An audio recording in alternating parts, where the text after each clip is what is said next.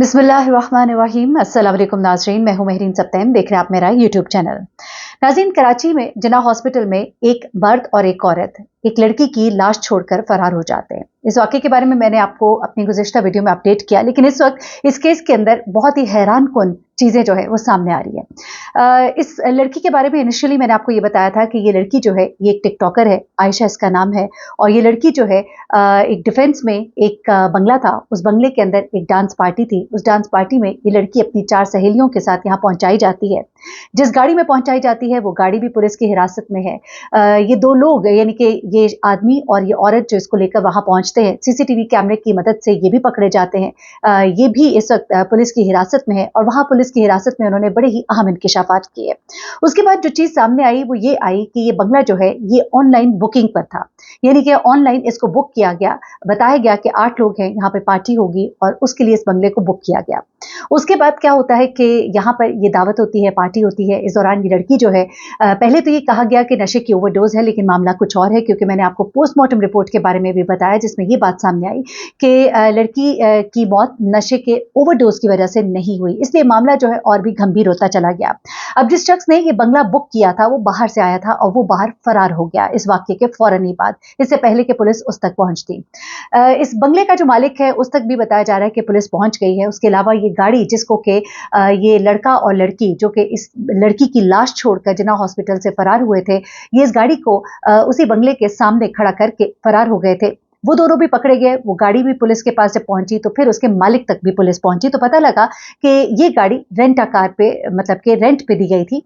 तो इसमें पुलिस के मुताबिक उस शख्स का इतना कसूर नहीं है, क्योंकि उसने तो रेंट पर दी थी। आगे ये गाड़ी जिस तरह से मिसयूज हुई है या मिसहैंडलिंग हुई है, तो ये आगे जिन लोगों ने ये सब कुछ किया उनको हिरासत में लिया जा रहा है। ये सब बातें जो है यहाँ तक तो क्लियर हो गई, लेकिन उसके बाद एक और बड़ा ही मशकूक किरदार आता है। वो किरदार होता है इस लड़की आयशा की सास का। साथ ही साथ इस लड़की के वालिद भी सामने आए और उन्होंने अब एक और कहानी बताई। ये दोनों बातें आपके सामने रखती हूँ। सबसे पहले इस लड़की की सास जब सामने आती है तो इस लड़की की सास जो है सबसे पहले तो ये बताती है कि मेरा बेटा नशा करता है और मेरी जो बहू है इससे कोई औलाद नहीं है। और फिर वो कहती है कि मैं अभी गुजरात से आई हूँ, लेकिन जब उससे उसके पूछी जाती है डिटेल्स किस तरह आई तो वो कुछ बताने से कासिर होती है। तो मामला कुछ इस तरह से सामने आता है कि वो खुद कराची में ही रिहाइश पजीर है और उसने इस मामले में झूठ बोला। उसके अलावा उसका एक ब्यूटी पार्लर भी है और फिर इस ब्यूटी पार्लर के शायद जेर इंतजाम कुछ गलत काम भी हो रहे हैं। अभी इस बारे में कोई चीजें कंफर्म नहीं, लेकिन इसके सास का बयान बड़ा मशकूक था जिस पर कि उसको गिरफ्तार कर लिया गया। जब उसके सामने उन 2 लोगों को लाया गया, यानी कि वो लड़का और लड़की जो इसकी लाश छोड़ के हॉस्पिटल से फरार हुए थे, तो उसने उनको पहचानने से इनकार कर दिया।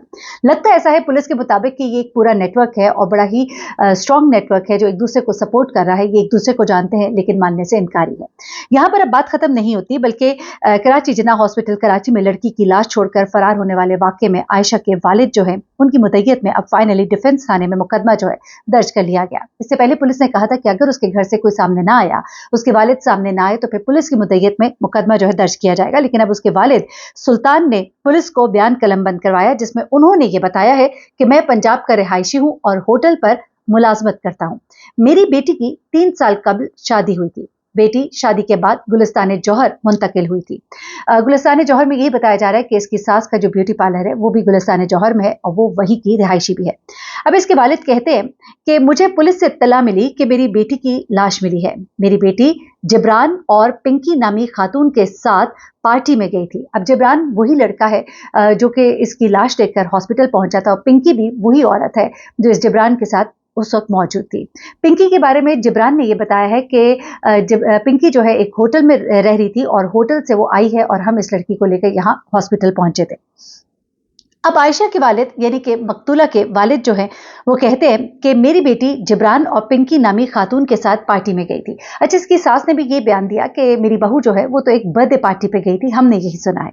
अच्छा, अब इसके वालिद ने भी यही बात कही कि मेरी बेटी पार्टी में गई थी जहां नशा आवर अशिया के इस्तेमाल की ज्यादती के सबब मेरी बेटी की मौत हुई। ये बड़ी हैरानकुन बात है कि उसके वालिद उस बात को एक्सेप्ट कर रहे हैं जिस बात को पोस्टमार्टम जो है वो नहीं उसको एक्सेप्ट करा। पोस्टमार्टम कहता है कि लड़की की मौत नशे की ज्यादती की वजह से नहीं हुई है। अब आयशा के वालिद ने मजीद कहा कि वो थाने में मुल्जिमान के खिलाफ मुकदमा दर्ज कराने के लिए आए हैं और पुलिस ने आयशा के वालिद सुल्तान की मुद्दईयत पे मुकदमा जो है वो दर्ज कर लिया है। अब उसके बाद जिन लोगों की शनाख्त हुई और जो इस वक्त पुलिस की हिरासत में है, उन्होंने कुछ अहम इंकशाफात किए हैं, जिसके बाद ये कहा जा रहा है कि इसका शौहर और जो सास है वो भी किसी हद तक इस मामले में मुलव्विस नजर आते हैं और वो शख्स जो कि फरार हो गया है उसको भी वापस लाने की या उसके हवाले से कार्रवाई करने की पूरी पूरी कोशिश की जाएगी। अब लेकिन यहाँ पर कुछ और चीजें जो है वो सामने आ रही हैं, वो क्या है, वो बड़ी हैरानकुन और खौफनाक है। वो ये है कि कराची के इलाके डिफेंस काफी बड़ा इलाका है, लेकिन डिफेंस के अंदर बहुत सी ऐसी कोठियों के बारे में, क्योंकि जब एक क्राइम होता है तो उसके बाद बहुत सी चीजें और निकलकर सामने आना शुरू होती है। अब पुलिस ने जब इसके ऊपर काम करना शुरू किया तो उनकी नॉलेज में ये बात आई कि कराची में, और मेरे ख्याल से उनकी नॉलेज में ये बात पहले से भी होती है, लेकिन अब चूंकि थोड़ा सा कसा जाएगा, मीडिया के ऊपर बात हो रही है, हम और आप इस पर सवाल उठाएंगे, तो फिर उसके बाद उन्होंने जब ये डिटेल्स निकाली तो बात ये सामने आ रही है कि बहुत से ऐसे कराची के अंदर बंगले हैं डिफेंस में, जिन्हें इसी तरह घंटों के हिसाब से किराए पर दिया जाता है और मुख्तलिफ किस्म के लोग, मुख्तलिफ कमाश से ताल्लुक़ रखने वाले लोग मुख्तलिफ कामों के लिए इन बंगलों को रेंट पर लेते हैं और इन बंगलों का घंटों का रेंट, आप मान सकते हैं कि घंटों का रेंट इस एक बंगले की जो साल की कमाई होती है कई दफ़ा उसके बराबर भी होता है। क्या आप अंदाज़ा लगा सकते हैं कि एक बंगले का रेंट डीएचए कराची के अंदर कम से कम 1.5 से 2 लाख रुपया, कहीं भी नहीं गया, 2 लाख रुपया तो कहीं भी नहीं गया।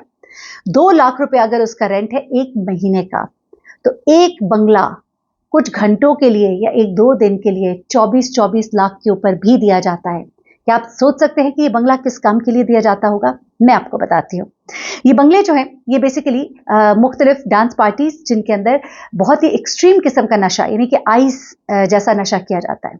अब जो लोग नहीं जानते, क्योंकि मेरी व्यूअरशिप जो है वो बहुत ज़्यादा ख़वातीन की है, तो उनको मैं बताती चलूँ कि आइस एक ऐसा नशा है कि जिसके इस्तेमाल और ख़रीद के लिए लोग अपनी जायदादें बेच देते हैं। इस कदर महंगा नशा है कि एक करोड़पति से इंसान कखपति हो जाता है, सड़क पर आ जाता है, भिखारी बन जाता है। इस कदर महंगा नशा है। ये नशा जो है ये कोई आम चीज नहीं है। फिर ऐसा नशा जिसको एक एक रात में लोग उड़ाते हैं तो अपनी करोड़ों की गाड़ियां बेच जाते हैं। क्या आप सोच सकते हैं?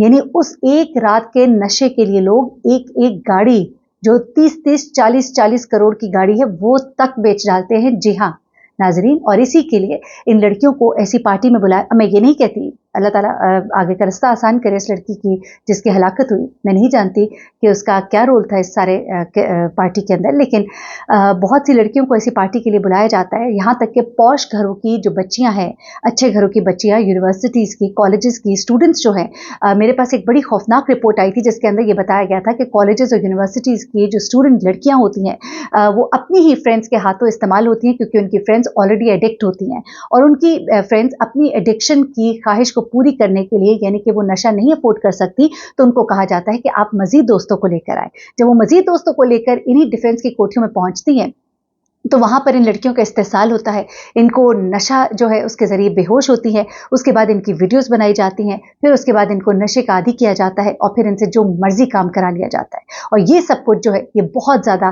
पाकिस्तान के बड़े बड़े शहरों में, पॉश इलाकों में ये सब कुछ हो रहा है। अपने बच्चों पर नज़र रखिए, उनको नॉलेज दीजिए, उनको बताइए कि किसी पर एतबार नहीं करना, किसी के साथ इस तरह उठकर नहीं चले जाना, किसी पार्टी दावत में इस तरह की चीज़ इस्तेमाल नहीं करनी, किसी जगह ऐसा कुछ माहौल देखें तो वहाँ से कैसे पलट कर फ़ौरन आना है। बल्कि कई जगहों पर ऐसी बातें रिपोर्ट हुई कि जहां पर किसी ने पलट कर आना चाहा तो उसको आने के काबिल नहीं छोड़ा गया।